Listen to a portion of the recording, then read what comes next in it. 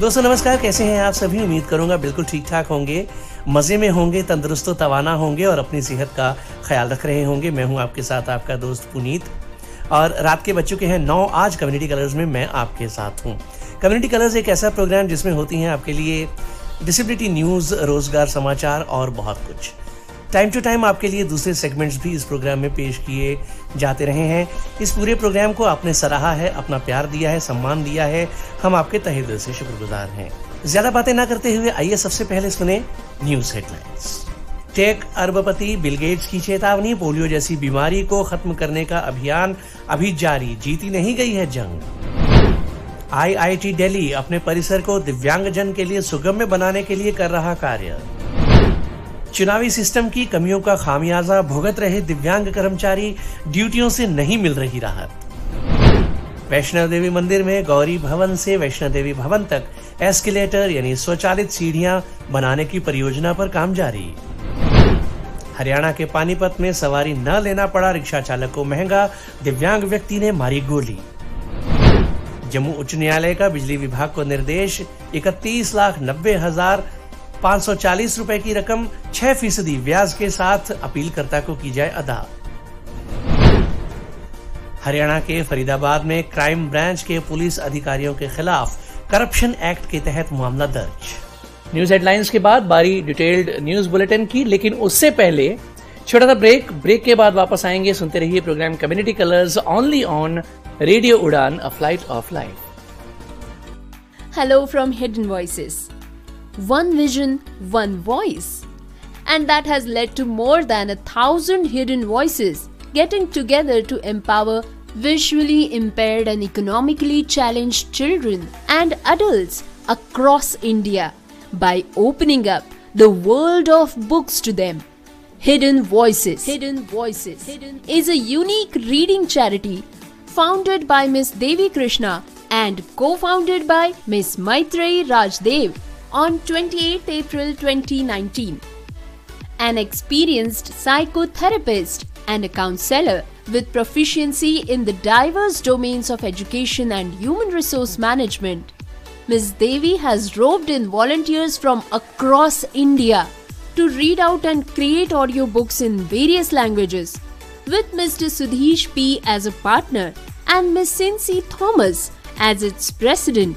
Hidden Voices now has a total of more than 1,500 in-house readers and is linked with many clubs from JNU, Pune and South India, which gives it more than 3,000 readers. It has volunteers as young as 5 years to as experienced as 82 years. The readers are divided into groups according to age and the language chosen. Hidden Voices has now a steady inventory of books, both informative and fictional, in almost 20 languages. The audiobooks have been utilized by various institutions and groups like Fergusson College Pune, Lit the Light, Duty, Madras Club, etc. More than 50,000 lives have been touched and enriched by this program. For more information, send us an email on hiddenvoices2020@gmail.com. Program में आप सभी का स्वागत। Detailed news bulletin जारी है। Take अरबपति Bill Gates ने चेतावनी दी है कि पोलियो जैसी जानलेवा बीमारी के खिलाफ जंग अभी खत्म नहीं हुई है। इस रविवार को उन्होंने एक वक्तव्य जारी करते हुए कहा कि उनकी फाउंडेशन ने पोलियो के खिलाफ अब तक अरबों करोड़ों डॉलर्स खर्च किए हैं। रविवार को बिल गेट्स ने सऊदी अरब के पोलियो के खिलाफ $500 मिलियन के दान का स्वागत किया। सऊदी अरब अमेरिका के बाद अब दुनिया का सबसे बड़ा राष्ट्रीय पोलियो दानदाता बन जाएगा। ये दान अगले 5 साल में दिया जाना है। हालांकि ग्लोबल पोलियो इरिडिगेशन इनिशिएटिव के 2026 तक के $4.8 बिलियन के बजट में अभी भी 1.2 बिलियन की कमी है। सऊदी अरब का 500 मिलियन का ये फंड इस कमी को पूरा करने में मददगार साबित होगा। King Salman humanitarian aids and relief centre के स्वास्थ्य निदेशक अब्दुल्ला अल मुअल्लिम का कहना है कि सऊदी अरब पिछले 20 वर्षों से पोलियो उन्मूलन कार्यक्रम का समर्थन करता रहा है, किंतु धन में यह वृद्धि कुछ चुनौतीपूर्ण स्थितियों में आई है। पोलियो एक वायरल बीमारी है।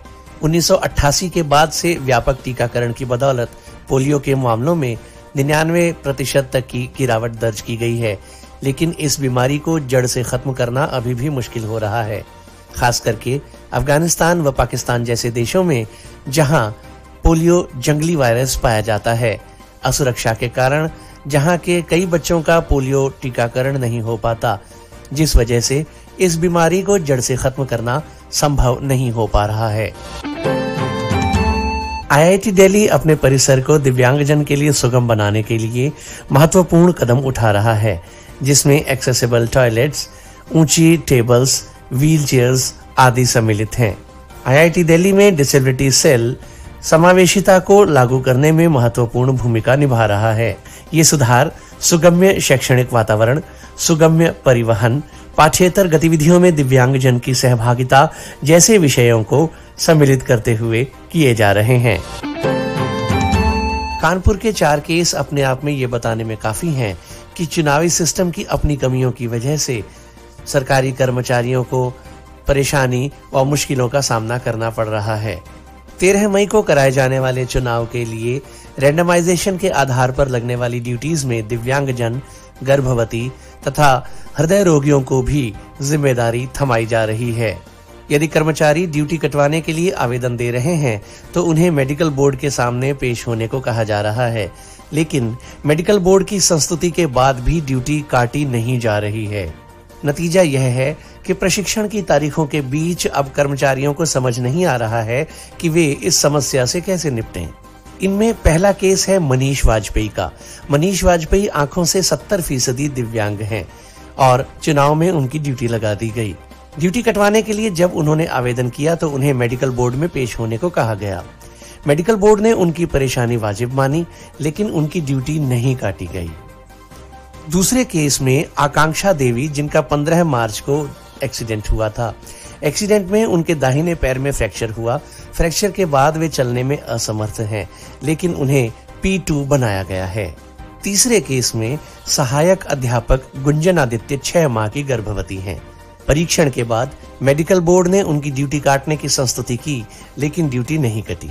चौथे एक और केस में राम खेलावन को पीठासीन अधिकारी बनाया गया है। मार्च महीने में एक्सीडेंट के बाद उनका पैर टूट गया था। मेडिकल बोर्ड ने संस्तुति की उनकी ड्यूटी काटने की, लेकिन उनकी ड्यूटी नहीं कटी।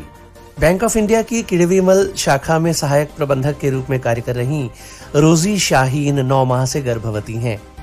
8 से 12 अप्रैल तक होने वाले प्रशिक्षण कार्यक्रम में जब उनका नाम आया तो उन्होंने CBO कार्यालय में ड्यूटी काटने का प्रार्थना पत्र दिया। जिला चुनाव आयोग द्वारा बनाए गए मेडिकल बोर्ड के सामने पेश होने को उन्हें कहा गया। मेडिकल बोर्ड ने उनकी ड्यूटी काटने की संस्तुति की, लेकिन उनकी ड्यूटी नहीं कटी। 14 अप्रैल को उन्होंने हरजिंदर नगर के एक नर्सिंग होम में बच्चे को जन्म दिया है। इसी बीच कैंट के एक मतदान केंद्र में द्वितीय मतदान अधिकारी के रूप में उनकी ड्यूटी लगा दी गई है। इस चुनाव में कानपुर के ही 1057 लोगों ने मेडिकल आधार पर ड्यूटी काटने की संस्तुति मेडिकल बोर्ड के सामने दी थी। इनमें से 592 लोगों की ड्यूटी काटने की संस्तुति मेडिकल बोर्ड ने की है, जिनमें से 80% लोगों की ड्यूटी नहीं कटी है। क्या कहते हैं जिम्मेदार लोग? चुनावी ड्यूटी का जिम्मा संभाल रहे CBO कार्यालय के कार्मिक सुधीर कुमार ने कहा है कि मेडिकल बोर्ड ने ड्यूटी काटने की संस्तुति जिन कर्मचारियों की है उनकी ड्यूटी नहीं लगाई जाएगी, उनकी ड्यूटी काट दी जाएगी। आइए अब बात करते हैं श्रवण की। श्रवण NAB दिल्ली की एक नई पहल, audio based IVR AI library. ये लाइब्रेरी दृष्टिबाधित व्यक्तियों के लिए ऑडियो पुस्तकें सुनने का एक महत्वपूर्ण साधन है, जिसके लिए न आपको इंटरनेट और न ही किसी प्रकार के वाईफाई की आवश्यकता है। केवल एक नंबर डायल करें और अपनी पसंदीदा पुस्तकें सुनें। हजारों पुस्तकें इस ऑडियो लाइब्रेरी में फिलहाल उपलब्ध हैं। यह संग्रह तेजी से बढ़ रहा है। अब आपको बताते हैं कि आप इस लाइब्रेरी को एक्सेस कैसे कर सकते हैं। सिर्फ आपको कॉल करनी है एक नंबर पर। नंबर है 08071175215। इस लाइब्रेरी की विशेषता यह है कि आप सुनते समय अगले अध्याय या अगले पृष्ठ पर अपनी सुविधा अनुसार जा सकते हैं। कॉल काट देने के पश्चात जब आप दोबारा कॉल करेंगे तो आपको वहीं से जारी रखने या कोई नई कहानी या नई पुस्तक चुनने का विकल्प भी प्राप्त होगा। यदि आप नैब दिल्ली के सदस्य हैं तो आप इस सुविधा का लाभ उठा सकते हैं, और यदि नहीं तो आप आज ही नैब दिल्ली को अपना दिव्यांग प्रमाण पत्र भेजें और नैब दिल्ली की सदस्यता प्राप्त करें। आप नैब दिल्ली हेल्पलाइन पर कॉल करके आवश्यक जानकारी प्राप्त कर सकते हैं। हेल्पलाइन नंबर है 8826261166 या 9212319672। आज ही श्रवण को सुनना शुरू करें। वैष्णव देवी मंदिर हिंदू आस्था का केंद्र है, जहां हिंदू धर्म को मानने वाले सभी लोग जाया करते हैं, लेकिन बहुत से बुजुर्ग और दिव्यांग जन जो चलने फिरने में असमर्थ हैं वहां नहीं जा पाते, क्योंकि वैष्णो देवी भवन बहुत ऊंचाई पर स्थित है। खड़ी चढ़ाई की सीढ़ियां चढ़ना उनके लिए संभव नहीं होता। वैष्णो माता श्राइन बोर्ड ने अब इस दिशा में एक महत्वपूर्ण कदम उठाने का फैसला किया है। वैष्णो माता श्राइन बोर्ड द्वारा भवन में एस्केलेटर लगाने का निर्णय लिया गया है। मिली जानकारी के अनुसार माता वैष्णो देवी श्राइन बोर्ड ने वैष्णो देवी भवन परिसर में गौरी भवन में एस्केलेटर यानी स्वचालित सीढ़ियां लगाने का निर्णय किया है। इससे गौरी भवन से लेकर भवन तक पारंपरिक रास्ते से आने जाने वाले श्रद्धालुओं में दिव्यांग व उम्रदराज श्रद्धालुओं को खड़ी चढ़ाई वाली सीढ़ियां चढ़ने की आवश्यकता नहीं होगी। गौरी भवन से माता वैष्णो देवी भवन की दूरी लगभग 1.5 किलोमीटर है। गौरी भवन से माता वैष्णो देवी भवन तक जब पारंपरिक रास्ते से जाया जाता है, श्रद्धालुओं को 425 खड़ी चढ़ाई वाली सीढ़ियां चढ़नी पड़ती हैं। कम उम्र वाले या स्वस्थ श्रद्धालु इस चढ़ाई को आसानी से पूरा करते हैं, लेकिन समस्या तब आती है जब चलने फिरने में असमर्थ दिव्यांगजन अथवा बुजुर्ग इस रास्ते से जाने की कोशिश करते हैं, लेकिन जा नहीं पाती। स्वचालित सीढ़ियों के निर्माण से अब ऐसे लोगों को इन खड़ी चढ़ाई वाले सीढ़ियों से राहत मिलेगी। आपको बता दें कि गौरी भवन और वैष्णवी भवन माता वैष्णो देवी भवन से दूर होने के बावजूद श्राइन बोर्ड द्वारा इन भवनों में यात्रियों के रहन सहन की व्यवस्था की गई है। यात्री इन भवनों में कमरे लेकर रहते हैं। गौरी भवन से वैष्णो देवी भवन 1.5 किलोमीटर की दूरी पर है। हेलीकॉप्टर या पारंपरिक मार्ग से आने वाले यात्रियों को यदि खरीदारी करनी होती थी तो उन्हें 425 सीढ़ियों की ये चढ़ाई और उतराई करनी पड़ती थी। इन स्वचालित सीढ़ियों के निर्माण से ऐसे यात्रियों को भी इस चढ़ाई व उतराई से राहत मिलेगी। मिली जानकारी के अनुसार माता वैष्णो देवी श्राइन बोर्ड इस परियोजना पर 60 से 80 करोड़ रुपए खर्च करने की योजना बना रहा है। माता वैष्णो देवी श्राइन बोर्ड के सीईओ अंशुल कुमार ने बताया कि इस परियोजना पर तेजी से काम जारी है। जल्द ही टेंडरिंग की प्रक्रिया भी शुरू हो जाएगी। टेंडरिंग की प्रक्रिया पूरी होते ही परियोजना पर काम शुरू हो जाएगा। हरियाणा के पानीपत में एक रिक्शा चालक को सवारी न लेना महंगा पड़ गया। पानीपत में मंगलवार सुबह 9 बजे एक दिव्यांग व्यक्ति को रिक्शा चालक के साथ बात करते हुए देखा गया। रिक्शा चालक ने दूरी ज्यादा बताकर सवारी न लेने से इनकार किया। दिव्यांग व्यक्ति ने उसे पिस्टल दिखाकर डराने की कोशिश की। जब रिक्शा चालक नहीं माना तो दिव्यांग व्यक्ति ने उसे गोलियों से भून दिया। आसपास गोलियों की आवाज सुनकर लोगों में हड़कंप मच गया। इससे पहले कि व्यक्ति भाग पाता, लोगों ने उसे पकड़कर जमकर पीटा। घटना की सूचना पुलिस को दी गई। मौके पर पहुंची पुलिस ने रिक्शा चालक और आरोपी दोनों को जिला के नागरिक अस्पताल में भर्ती कराया। दोनों की हालत गंभीर बताई जा रही है। हालांकि पुलिस रिक्शा चालक के परिजनों से संपर्क करने का प्रयास कर रही है। जम्मू में बिजली विभाग की लापरवाही का नतीजा हुआ कि एक 14 वर्षीय नाबालिग दिव्यांग हो गया। इस मंगलवार को उस नाबालिग की याचिका पर जम्मू उच्च न्यायालय के न्यायाधीश रजनीश ओसवाल ने फैसला देते हुए बिजली विभाग को दिव्यांग नाबालिग को 31,90,540 रुपए का मुआवजा देने का निर्देश जारी किया है। इस आदेश में कहा गया है कि दिव्यांग नाबालिग के खाते में 15 लाख रुपए 3 वर्ष के लिए डिपॉजिट रहेगा, जिसे वह 3 वर्ष पश्चात ही निकाल सकेगा। बाकी का पैसा वो इस्तेमाल कर सकता है। हालांकि अपीलकर्ता ने न्यायालय से 80 लाख रुपए की गुजारिश की थी, लेकिन उच्च न्यायालय ने कहा है कि यदि अपीलकर्ता को किसी उचित उद्देश्य के लिए पैसों की आवश्यकता होती है तो वो न्यायालय से संपर्क करने के लिए स्वतंत्र है। आपको बता दें कि 31 जनवरी 2017 को दिव्यांग नाबालिग अपने खेतों में मवेशी चराने गया था, जहां बिजली के तार टूटे हुए थे।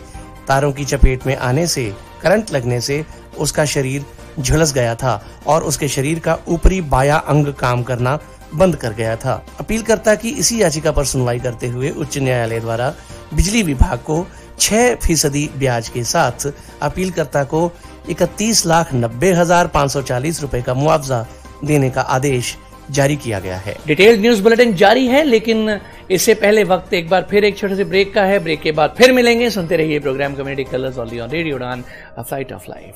हिडन वॉइसेस की तरफ से आप सभी का स्वागत। हिडन वॉइसेस, एक दृष्टि एक आवाज, और इसने पूरे भारत में दृष्टिबाधित और आर्थिक रूप से विकलांग बच्चों और वयस्कों को किताबों की दुनिया खोलकर सशक्त बनाने के लिए 1000 से भी अधिक छिपी हुई आवाजों को मिलाया है। 28 अप्रैल 2019 को देवी कृष्णा द्वारा स्थापित और सुश्री मैत्री राजदेव द्वारा सह संस्थापित हिडन वॉइसेस एक अद्वितीय रीडिंग चैरिटी है। देवी एक अनुभवी मनोचिकित्सक और काउंसलर है और ह्यूमन रिसोर्स मैनेजमेंट की एक दक्ष प्रबंधक है। देवी ने पूरे भारत के विभिन्न भाषाओं के स्वयंसेवकों को दृष्टिबाधितों के लिए ऑडियो किताब पढ़ने और बनाने के लिए तैयार किया है।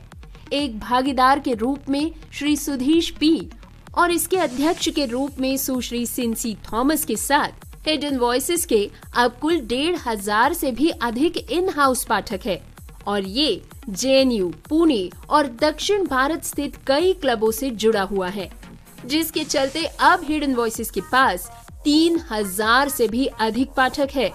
इसमें सबसे छोटे पाठक 5 साल की उम्र से लेकर सबसे बड़े पाठक 82 साल के अनुभव वाले स्वयंसेवक है। पाठकों को उम्र और चुनी गई भाषा के अनुसार ग्रुप्स में बांट दिया जाता है। हिडन वॉइसेस के पास अब लगभग 20 भाषाओं में जानकारी पूर्ण और काल्पनिक दोनों ही तरह की पुस्तकों की एक सूची तैयार है। इन ऑडियो पुस्तकों का उपयोग विभिन्न संस्थानों और समूहों जैसे कि Ferguson college Pune, lit the light, Dyuti, Madras club आदि द्वारा किया गया है। इस कार्यक्रम ने 50,000 से भी अधिक लोगों की जिंदगी को समृद्ध बनाया है। अधिक जानकारी के लिए हमें ईमेल करें hiddenvoices2020@gmail.com पर। प्रोग्राम में आप सभी का स्वागत। डिटेल्ड न्यूज बुलेटिन जारी है। हरियाणा के फरीदाबाद में क्राइम ब्रांच पुलिस कर्मियों पर वसूली करने का आरोप लगाया है। करप्शन एक्ट के तहत उन पर केस दर्ज किया गया है। आपको बता दें कि पुलिस महानिदेशक शत्रुजीत सिंह के आदेश पर यह केस दर्ज किया गया है। बताया जा रहा है कि मामले की जांच 2 सालों से चल रही थी। 2021 में फरीदाबाद हाईवे के किनारे मैगपाई के सामने गाड़ी ठीक करने वाले एक मैकेनिक को क्राइम ब्रांच NIET ने उठाया था। आरोप लगाया गया था कि मैकेनिक अवैध रूप से कारोबार करता है, साथ ही वह मैकेनिक दिव्यांग है। पुलिसकर्मी उस दिव्यांग व्यक्ति पर केस करने के नाम पर लगभग 10 महीनों से उससे पैसे ऐंठ रहे थे। 10 महीनों के दौरान पुलिसकर्मी उससे लगभग 34 लाख रुपया वसूल कर चुके थे। परेशान होकर उस दिव्यांग व्यक्ति ने इस घटना की जानकारी एंटी करप्शन ब्यूरो को दी। एंटी करप्शन ब्यूरो की team inspector Anil Yadav, inspector जागेश व एक अन्य इंस्पेक्टर के साथ जब क्राइम ब्रांच के पुलिसकर्मियों के पास उन्हें रंगे हाथों पकड़ने के लिए रेड करने पहुंची तो किसी एक पुलिसकर्मी की सूचना के दम पर वो रेड असफल रही। क्राइम ब्रांच में पुलिस इंस्पेक्टर जागेश का भाई सुमित भी तैनात था। क्योंकि उसका भाई पकड़ा न जाए इसलिए उसने पहले ही रेड की सूचना क्राइम ब्रांच के पुलिसकर्मियों को दे दी थी। उस समय क्राइम ब्रांच के प्रभारी नरेंद्र कुमार थे। जब से यह मामला पुलिस महानिदेशक शत्रुजीत सिंह के संज्ञान में आया था तभी से इस केस की जांच चल रही थी। आपको बता दें कि क्राइम ब्रांच में तैनात पुलिसकर्मियों तथा अन्य के खिलाफ वसूली करने तथा एंटी करप्शन एक्ट के तहत केस दर्ज कर लिया गया है। जल्द ही अब उन पुलिस कर्मियों की गिरफ्तारी हो सकेगी और आगे के नामों के विषय में पता लगाया जा सकेगा।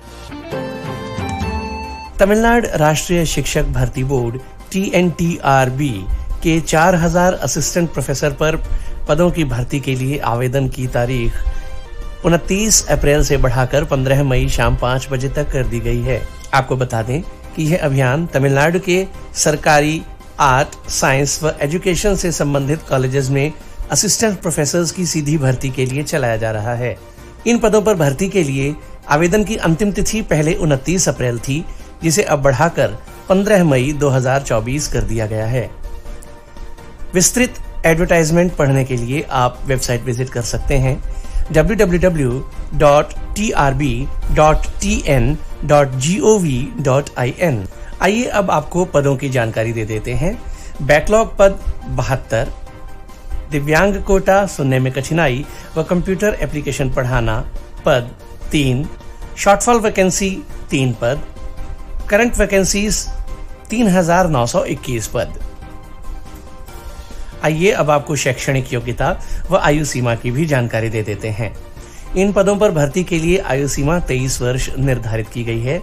55% व उससे अधिक अंक के 23 वर्ष से अधिक के आवेदक इन पदों के लिए आवेदन कर सकते हैं। इन पदों पर भर्ती के लिए लिखित परीक्षा व साक्षात्कार आयोजित किए जाएंगे। लिखित परीक्षा की अस्थायी तारीख 4 अगस्त 2024 बताई जा रही है। साक्षात्कार अर्थात इंटरव्यू की तारीख लिखित परीक्षा के बाद घोषित की जाएगी। डिटेल्ड एडवर्टाइजमेंट और इन पदों पर भर्ती के लिए आवेदन करने के लिए आप विजिट कर सकते हैं वेबसाइट www.trb.tn.gov.in। काजोल के फैंस के पास उनके विषय में हाल ही में कहने के लिए कुछ अच्छा नहीं है। उनकी एक हरकत की वजह से वो आज सोशल मीडिया पर ट्रोल हो रही हैं। सोशल मीडिया की एक यूजर ने खुलासा किया कि उनका भाई, जो मुंबई के जुहू हाई एंड रेस्टोरेंट में वेटर के तौर पर काम करता है, काजोल का बहुत बड़ा फैन है। बॉलीब्लाइंड सेगस की शेयर की गई एक रेडिट पोस्ट में खुलासा किया गया कि एक यूजर ने कहा कि उनका भाई काजोल का बहुत बड़ा फैन है और उनकी हर फिल्म को बार बार देखता है। यूजर ने आगे लिखा, कल काजोल अपने कुछ दोस्तों के साथ उसी रेस्टोरेंट में आई जहां पर उनका भाई वेटर के तौर पर काम करता है। क्योंकि वो नंबर्स में अच्छा है, इसलिए उसे बैकएंड पर ड्यूटी दी जाती है। लेकिन कल दिन खत्म होने के बाद उसे बिल चेक करने की ड्यूटी दी गई। उन्होंने आगे लिखा, वह केवल इतना कहना चाहता था कि काजोल उनके लिए ढेर सारी खुशियां लेकर आई हैं। वो उनके भविष्य के लिए उन्हें शुभकामनाएं देना चाहता है। मेरा भाई इमोशनल हो गया और वो रोने लगा। काजोल ने सिर्फ इतना कहा, बस हो गया, अब नौटंकी बंद करो और बिल लो। और उन्होंने मैनेजर को उस जैसे लोगों को काम पर रखने की शिकायत दी। काजोल, तुम्हें बहुत बधाई, तुम्हें बहुत बहुत धन्यवाद। इस पर प्रतिक्रिया देते हुए कई नेटिजन्स ने इस पर निराशा व्यक्त की और वे एक्ट्रेस के इस बर्ताव से नाराज दिखे। एक यूजर ने लिखा, वो बॉलीवुड इतिहास की सबसे खराब सेलिब्रिटी होंगी। जो भी उनसे मिला है उसके पास कहने के लिए केवल भयानक बातें ही होती हैं। इस बीच अगर उनके वर्क फ्रंट की बात करें तो काजोल कृति सनम और सरजमी के साथ 2 पत्ती में दिखाई देंगी। हरियाणा के हिसार में दिव्यांग अधिकार मंच के आह्वान पर स्वास्थ्य मंत्री कमल गुप्ता के आवास के पास चल रहा धरना प्रदर्शन शनिवार समाप्त हो गया। विभिन्न ब्लॉकों से आए हुए दिव्यांगजन अपनी ट्राईसाइकिल्स व ई रिक्शा आदि पर स्वास्थ्य मंत्री कमल गुप्ता के आवास से भाजपा कार्यालय पहुंचे, जहां उन्होंने हल्ला बोल कार्यक्रम का आयोजन किया। प्रदर्शन का नेतृत्व ऋषिकेश राजरी, राज्य अध्यक्ष, जिला अध्यक्ष कृष्णगुरी और सहदेव सिहाग ने किया। विकलांग अधिकार मंच के राज्य महासचिव ऋषिकेश राजरी ने बताया कि स्वास्थ्य मंत्री कमल गुप्ता के आवास पर चल रहा धरना प्रदर्शन लोकसभा चुनाव के मद्देनजर स्थगित कर दिया गया है, लेकिन समाप्त नहीं हुआ गया। ये फिर लौट कर आएंगे। लोकसभा चुनाव को मद्देनजर रखते हुए भाजपा सरकार के कार्यकाल पर विस्तार से चर्चा की गई। समीक्षा में पाया गया कि भाजपा सरकार दिव्यांगों के प्रति अपनी जवाबदेही से भाग रही है। भाजपा सरकार द्वारा 2016 में दिव्यांगजन अधिनियम 2016 तो बना दिया गया, लेकिन राज्यों में इसे लागू करने के संबंध में कोई नियम नहीं बनाए गए। यूडीआईडी कार्ड को आवश्यक तो कर दिया गया, किंतु रेलवे तथा परिवहन विभाग इन कार्ड्स को मान्यता देने को तैयार नहीं है। अभिनेता सोनू सूद अपने परोपकारी कार्यों और दिलखुश अंदाज के लिए जाने जाते हैं। हाल ही में उनका इंस्टाग्राम पर एक वीडियो सामने आया जिसमें वो अपने एक दिव्यांग फैन से मुलाकात करते और उससे बातचीत करते हुए दिखाई व सुनाई पड़ते हैं। झारखंड से आया उनका एक फैन बाइक पर सवार उनके पास पहुंचा। सोनू सूद ने बड़े ही प्यार से उसके साथ बातचीत की। दिव्यांग व्यक्ति की बाइक पर लिखे हुए नारे भी सभी का ध्यान आकर्षित करते हैं। बाइक के सामने लिखा है, हजारों लाखों में एक शख्सियत हैं सोनू सूद। सोनू सूद ने अपने इंस्टाग्राम अकाउंट पर ये वीडियो शेयर करते हुए लिखा, थैंकफुल, ग्रेटफुल, ब्लेस्ड। उनके फैंस ने भी उनके इस वीडियो पर तारीफों के पुल बांध दिए। एक कमेंट में लिखा गया, Sonu Sood rules on our hearts. Sonu Sood फिलहाल अपनी अगली फिल्म फतेह की तैयारी कर रहे हैं। फतेह साइबर क्राइम एक्शन फिल्म है जिसमें Sonu Sood high action scenes करते हुए नजर आएंगे, जो भारतीय एक्शन के स्तर को एक लेवल ऊपर ले जाने का वादा करते हैं। एक्टर ने पहले साझा किया था कि इस फिल्म के निर्माण में 3 साल लग गए और यह कुछ ऐसा है जिस पर पूरे देश को गर्व होगा। वे हॉलीवुड जैसा एक्शन देने का भी वादा करते हैं। इस फिल्म में जैकलिन फर्नांडिस भी मुख्य भूमिका में है। यह फिल्म जी स्टूडियो व सोनू सूद की अपनी प्रोडक्शन कंपनी शक्ति सागर कंपनी द्वारा को प्रोड्यूस्ड है। गोरखपुर से गोंडा के बीच चलने वाली पैसेंजर ट्रेन के दिव्यांग कोच में एक अज्ञात व्यक्ति का शव बरामद हुआ है। राजकीय रेलवे पुलिस के प्रभारी निरीक्षक अरविंद कुमार ने बताया कि रेलवे कंट्रोल से प्राप्त सूचना के अनुसार गोरखपुर से गोंडा चलने वाली पैसेंजर ट्रेन संख्या 05093 से एक शव बरामद हुआ। बताया जा रहा है कि ट्रेन गोरखपुर से गोंडा आ रही थी। गार्ड रूम के बगल में दिव्यांग कोच में 50 वर्षीय एक व्यक्ति अचेत पड़ा हुआ पाया गया, जिसकी सूचना अस्पताल को दी गई, जहां से डॉक्टर डी के मोर पहुंचे। जांच के पश्चात डॉक्टर द्वारा उसे मृत घोषित किया गया। इंस्पेक्टर द्वारा बताया गया है कि शव का पोस्टमार्टम करा दिया गया है। शिनाख्त करने का प्रयास जारी है। आइए अब एक्सेल सिनेमा और नोवाफ्लिक्स के फाउंडर संस्थापक मैडम दीप्ति का एक संदेश सुने। नमस्कार, मेरा नाम दीप्ति प्रसाद है। मैं संस्थापक हूँ एक्सेल सिनेमा, नोवाफ्लिक्स और No Barrier Foundation. No Barrier Foundation से हमने एक इनिशिएटिव शुरू किया है जिसमें हम इंटरनेशनल बुक ऑफ रिकॉर्ड्स में सभी विजुअली इम्पेयर्ड्स का नाम दर्ज करवाना चाहते हैं, ये बताते हुए कि उन्होंने मास मूवी वॉचिंग एक्सपीरियंस में पार्टिसिपेट किया है। आपको करना सिर्फ इतना है कि श्रीकांत मूवी अपने नज़दीकी सिनेमाघरों में जाके एंजॉय कीजिए। एक्सेल सिनेमा ऐप पे आप उसकी ऑडियो डिस्क्रिप्शन सुन सकते हैं जो फ्री में अवेलेबल होगी आपके लिए। आपको थिएटर प्रीमाइसेस में कुछ फोटोज और वीडियोस निकालने हैं एज अ प्रूफ कि आप थिएटर में गए थे, आपकी मूवी की टिकट और आपका डिसेबिलिटी सर्टिफिकेट गूगल फॉर्म पे अपलोड करना है। जो व्यक्ति ये सारे डॉक्यूमेंट्स अपलोड करेगा उनका नाम इंटरनेशनल बुक ऑफ रिकॉर्ड्स में दर्ज होगा एज पार्टिसिपेंट। इस इनिशिएटिव को चलाने के पीछे मकसद सिर्फ इतना ही है ताकि साइटेड कम्युनिटी, फिल्म इंडस्ट्री को, गवर्नमेंट ऑफ इंडिया को हम ये बता सके कि विजुअली इम्पेयर्ड वर्ग कितने ज़्यादा पसंद करते हैं एंटरटेनमेंट कंटेंट को, एंटरटेनमेंट इंडस्ट्री को एक्सेस करना चाहते हैं। और इस मिशन से अगर वर्ल्ड रिकॉर्ड हमें मिल जाता है, इस अटेम्प्ट से हमें सिर्फ इतना हासिल करना है कि ज़्यादा से ज़्यादा मूवीज़ ऑडियो डिस्क्रिप्शन के साथ बनाई जाए, ज़्यादा से ज़्यादा कंटेंट हमारे लिए एक्सेसिबल हो। तो आई होप आप सभी लोग मेरा सपोर्ट करेंगे और अपना डॉक्यूमेंट्स ज़रूर इस गूगल फॉर्म पे शेयर करेंगे। यदि ये लिंक आप तक नहीं पहुंचा है तो आप इस लिंक को www.novaflix.com पे भी प्राप्त कर सकते हैं। Thank you and enjoy the movie Srikanth. Aamir Khan की 2022 की फिल्म लाल सिंह चड्ढा की असफलता के पश्चात आमिर खान अब सफलता की नई राह तलाश कर रहे हैं। वे कई परियोजनाओं पर काम कर रहे हैं, जिनमें से एक है उनकी अगली फिल्म सितारे ज़मीं पर, जिसकी शूटिंग अगले महीने से दिल्ली में होने वाली है। हिंदुस्तान टाइम्स की रिपोर्ट के मुताबिक अगले महीने से वो दिल्ली में इस फिल्म की शूटिंग करने वाले हैं। ये फिल्म आमिर खान की अपनी प्रोडक्शन के अंडर बनाई जाने वाली फिल्म है, जिसमें आमिर खान मुख्य भूमिकाओं में नजर आएंगे।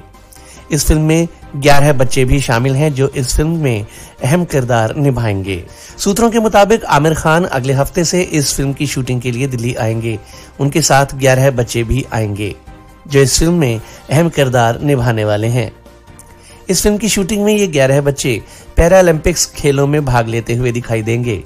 आमिर खान के अलावा इस फिल्म में अन्य कलाकार भी हैं जिनकी जानकारी अभी सामने नहीं आई है। सूत्रों ने आगे बताया है कि इस फिल्म की कहानी दिल्ली के अलग अलग स्थानों पर फिल्माई जाएगी। ये फिल्म पैरा ओलंपिक्स खेलों के इर्द गिर्द घूमती है। पैरालंपिक खेल दिव्यांगजन के लिए आयोजित होने वाला अंतर्राष्ट्रीय खेल महोत्सव है। इस फिल्म की शूटिंग दिल्ली के लोधी गार्डन, त्यागराज स्टेडियम, पुरानी दिल्ली आदि अनेक स्थानों पर की जाएगी। फिल्म निर्माण का यह 2 महीने का कार्यक्रम मई व जून महीने में जारी रहेगा।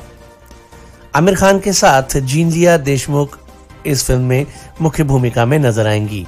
फरवरी में लपताले बीज फिल्म की शूटिंग के बाद मीडिया बातचीत में आमिर खान ने बताया था कि सितारे ज़मीं पर फिल्म का विषय वही है, फर्क केवल इतना है कि तारे ज़मीं पर जहां आपको रुला देती थी, आपकी आंखों में आंसू ला देती थी, वहीं ये सितारे ज़मीं पर आपको हंसाएगी। इसका निर्देशन RS प्रसन्ना कर रहे हैं। ये एक मनोरंजन भरी फिल्म है। हम उसी विषय को एक अलग नजरिए से देख रहे हैं। फिल्म निर्माता क्रिसमस 2024 में इसे रिलीज करने का लक्ष्य रख रहे हैं। अब प्रोग्राम को खत्म करने का वक्त हुआ चाहता है, उससे पहले न्यूज हेडलाइंस एक बार फिर। टेक अरबपति बिल गेट्स की चेतावनी, पोलियो जैसी बीमारी को खत्म करने का अभियान अभी जारी, जीती नहीं गई है जंग। IIT दिल्ली अपने परिसर को दिव्यांगजन के लिए सुगम्य बनाने के लिए कर रहा कार्य। चुनावी सिस्टम की कमियों का खामियाजा भुगत रहे दिव्यांग कर्मचारी, ड्यूटियों से नहीं मिल रही राहत। वैष्णो देवी मंदिर में गौरी भवन से वैष्णो देवी भवन तक एस्केलेटर यानी स्वचालित सीढ़ियां बनाने की परियोजना पर काम जारी। हरियाणा के पानीपत में सवारी न लेना पड़ा रिक्शा चालक को महंगा, दिव्यांग व्यक्ति ने मारी गोली। जम्मू उच्च न्यायालय का बिजली विभाग को निर्देश, 31,90,540 रुपए की रकम 6% ब्याज के साथ अपीलकर्ता को की जाए अदा। हरियाणा के फरीदाबाद में क्राइम ब्रांच के पुलिस अधिकारियों के खिलाफ करप्शन एक्ट के तहत मामला दर्ज। तो इसी के साथ मुझे यानी पुनीत को आज का प्रोग्राम खत्म करने की दीजिए इजाजत। बाय बाय, गुड नाइट, शब्बा खैर, जय हिंद, जय भारत।